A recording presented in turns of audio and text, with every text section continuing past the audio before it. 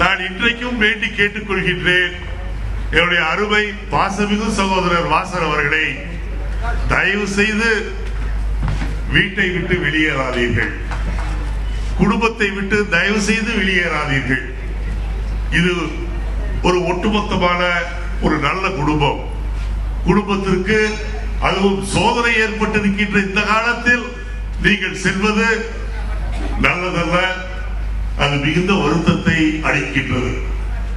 ஆனால் அப்படித்தான் செய்வேன் என்று முடிவெடுத்தால் குடும்பம் வருத்தப்படும். ஆனால் குடும்பம் நொடிந்து போய் விடாது என்பதை மட்டும் தெரிந்து கொள்ள வேண்டும். என்னை பொறுத்தவரையில் நீங்கள் காங்கிரஸில் இருக்க வேண்டும். இல்லை 4 பேர் சொல்வதை தான் கேட்பேன் என்றால் 4 லட்சம் காங்கிரஸ் தொண்டர்கள் சொல்வதை கேட்காமல் 4 பேர் சொல்வதை தான் கேட்பேன் என்று சொன்னால் 4 அணி என்பது எப்போதும் கடைசியில் வெற்றி பெற்றது கிடையாது. ஆகவே 4 அணி சொல்வதை கேட்டு நீங்கள் கட்சியை விட்டு போகின்றேன் என்று சொல்வது எனக்கு மிகுந்த வருத்தத்தை அளிக்கின்றது. நீங்கள் காங்கிரஸில் இருக்க வேண்டும், மீண்டும் இங்கே இருக்க வேண்டும்.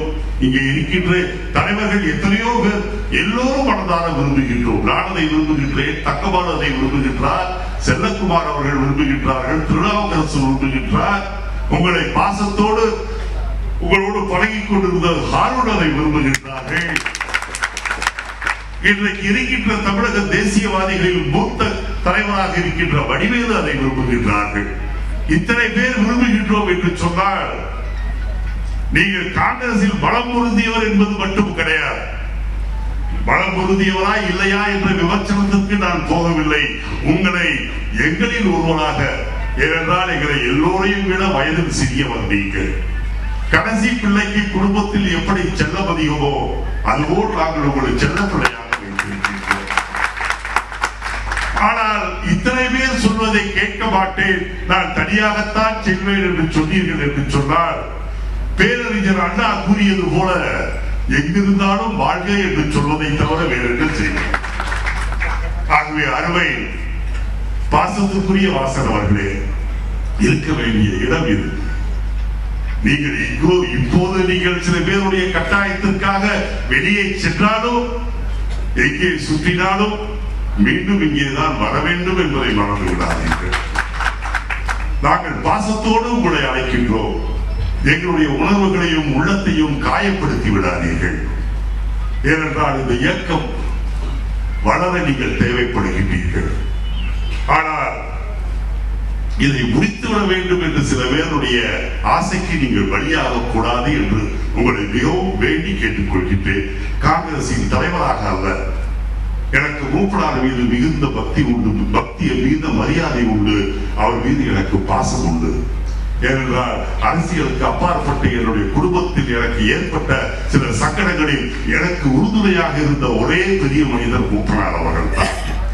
ஆக அவருடைய புதல்வரான உங்களை அரசியல் வாழ்விலும் தனிப்பட்ட வாழ்விலும் காப்பாற்ற வேண்டிய அவசியம் எனக்கு அரசியலுக்கு அப்பாற்பட்டு இருக்கின்றது. அந்த உரிமையில், அந்த பாசத்தில், அந்த அன்பில், மூப்பனார் மீது நான் வைத்திருக்கின்ற மரியாதையின் பேரில் நான் உங்களை கேட்டுக்கொள்கின்றேன். தயவு செய்து காங்கிரஸை விட்டு செல்லாதீர்கள். Don't become a prodigal son. தயவு செய்து I kindly request you, you should get back to Congress. மற்றபடி நான் வேறொன்றும் அதிகமாக சொல்ல விரும்பவில்லை. நீங்கள் காங்கிரசுக்கு வர வேண்டும், இருக்க வேண்டும், வர வேண்டும் அல்ல இருக்கின்றீர்கள். ஆனால் நீங்கள் இல்லை, நான் புது கட்சி ஆரம்பிக்கின்றேன் என்று சொல்லி இருக்கின்றீர்கள். பெயரை நீங்கள் இன்னும் அறிவிக்கவில்லை. ஆகவே இன்னும் கால அவகாசம் இருக்கின்ற காரணத்தால் நான் பாசத்தோடு உங்களை அழைக்கின்றேன்.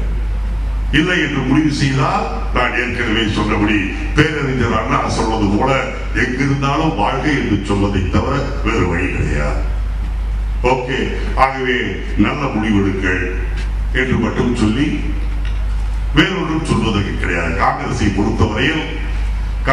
பொறுத்தவரையில் எத்தனையோ பேர் வெளியேறி இருக்கின்றார்கள். அந்த காலத்தில் கணக்கு எடுத்தீர்கள் என்று சொன்னால் தமிழகத்தை பொறுத்தவரையில் ஆரம்பத்தில் தந்தை பெரியார் காங்கிரசினுடைய தலைவராக இருந்தவர் காங்கிரஸை விட்டு வெளியேறினார்.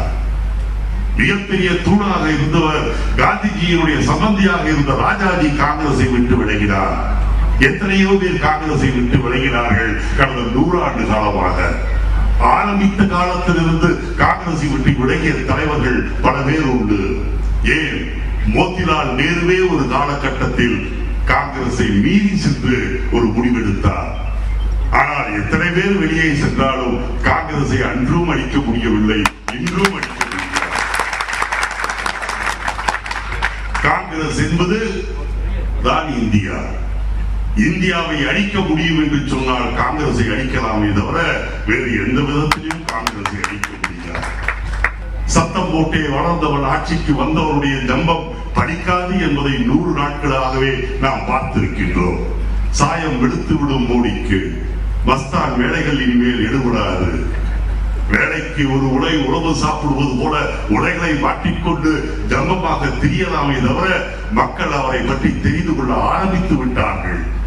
ஆகவே காங்கிரஸ் என்பது ஏதோ முடிந்து போன இயக்கம் என்று யாராவது நினைத்தார்.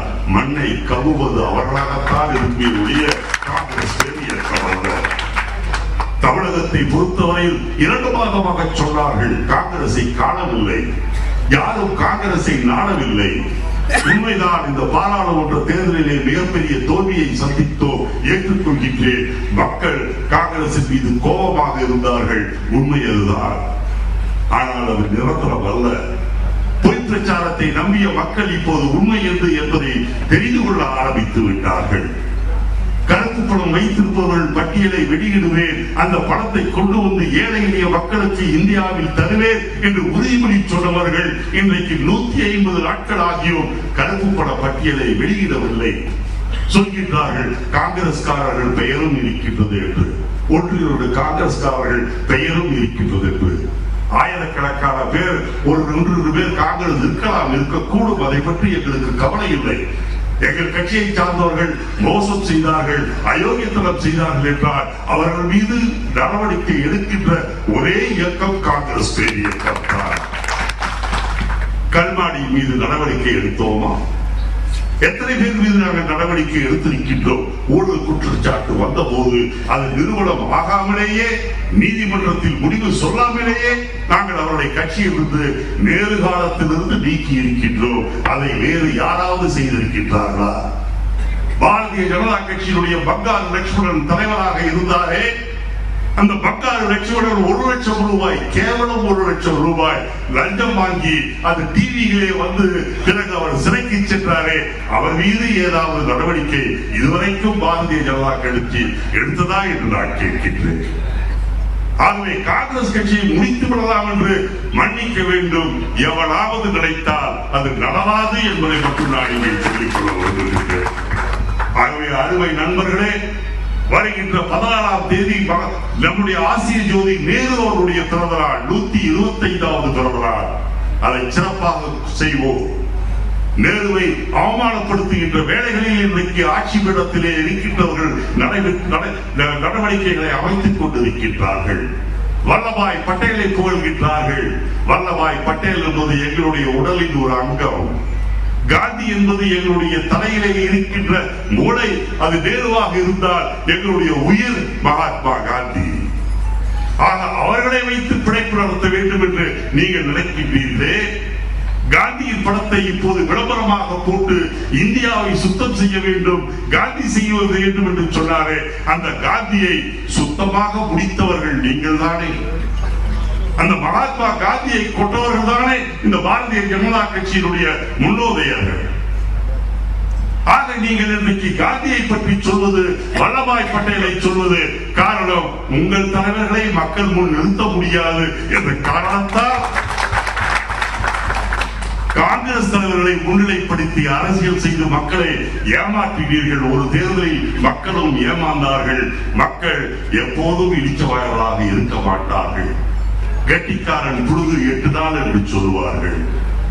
ஆனால் உங்களுடைய புழுகு விரைவில் மக்களுக்கு இப்போதே தெரிய ஆரம்பித்து விட்டது.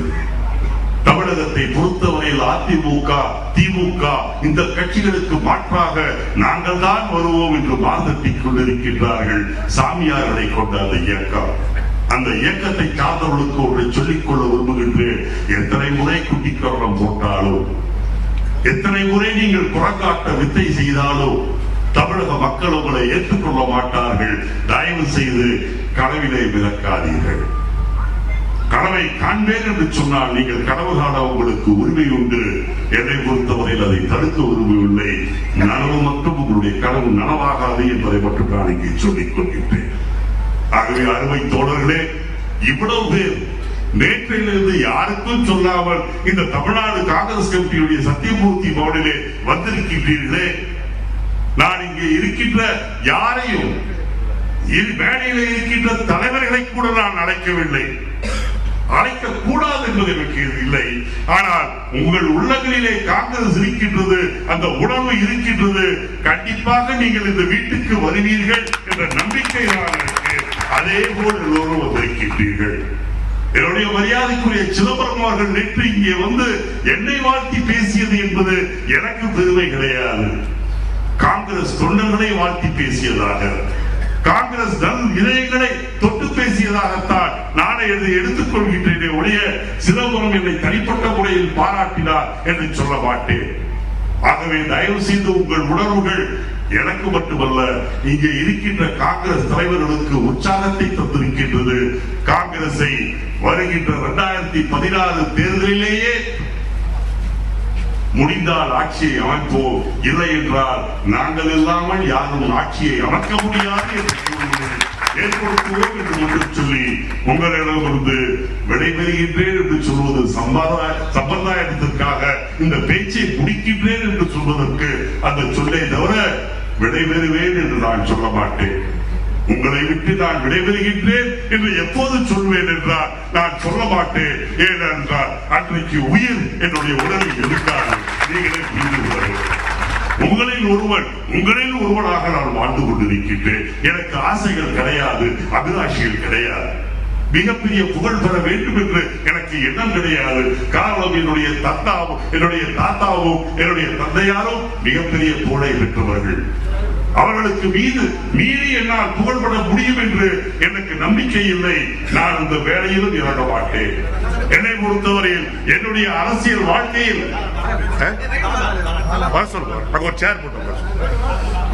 என்னுடைய அரசியல் வாழ்க்கையில் எனக்கு தகுதி மீறி அங்கீகாரத்தை சோனியா காந்தி அவர்கள் தந்திருந்தார்கள். என்னை தலைவராக்கினார், என்னை எம்பி ஆக்கினார், என்னை அமைச்சராக்கினார். ஆகவே என்னை பொறுத்தவரையில் நான் அதற்கு மேலே வர வேண்டும் என்று சொன்னார் அகில இந்திய காங்கிரஸ் கமிட்டியினுடைய தலைவராக வர வேண்டும், இல்லை என்றால் இந்த நாட்டினுடைய பிரதமராக வர வேண்டும். இரண்டுக்கும் சிறிது கூட அருகதை இல்லாதவன் என்பது எனக்கு தெரியும். என் உயரம் எனக்கு தெரியும். ஆகவே எனக்கு எந்த விதமான தனிப்பட்ட அபிலாஷைகளும் ஆசைகளும் எனக்கு கிடையாது. ஆனால் எனக்கு இருக்கின்ற ஒரே குறிக்கோள், பெருந்தலைவர் காமராஜருடைய ஆட்சியை மீண்டும் தமிழகத்திலே கொண்டு வர வேண்டும். 2016 முயற்சி செய்வோம், முடியவில்லை என்று சொன்னால் அடுத்து நாங்கள் கண்டிப்பாக ஆட்சி அமைப்போம். அந்த பெருந்தலைவர் புகழை பாடுவோம் என்று மட்டும் உங்களிடம் சொல்லி இந்த விடைபெறுகின்றேன் என்று சொல்ல மாட்டேன். இந்த பேச்சை முடிக்கின்றேன்.